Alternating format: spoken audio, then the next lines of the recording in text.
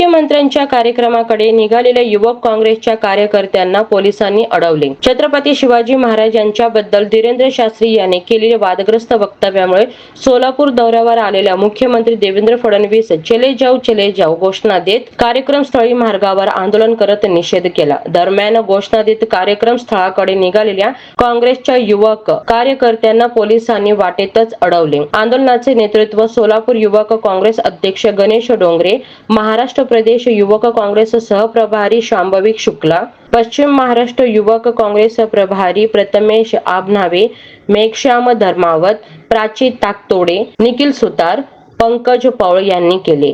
सोलापूर युवक काँग्रेस अध्यक्ष गणेश डोंगरे म्हणाले, नागपूर येथे झालेल्या धीरेंद्र शास्त्री यांनी महाराष्ट्राचे आराध्य दैवत छत्रपती शिवाजी महाराज यांच्याबद्दल वादग्रस्त वक्तव्य महाराष्ट्र मुख्यमंत्री देवेंद्र फडणवीस यांच्या समवेत कार्यक्रमात वक्तव्य केले होते. आज भाजपा सरकार छत्रपती शिवाजी महाराज यांचे नाव घेऊन सत्तेवर आले आणि महाराजाबद्दल वादग्रस्त वक्तव्य केल्यानंतर देवेंद्र फडणवीस यांनी काही कारवाई केली नाही. या आंदोलनात धीरेंद्र शास्त्री यांचे निषेधाचे बॅनर घेऊन छत्रपती शिवाजी महाराजांच्या घोषणा देत आंदोलन स्थळी चले जाओ मुख्यमंत्री चले जाओ म्हणत परिसर दणाणून सोडले.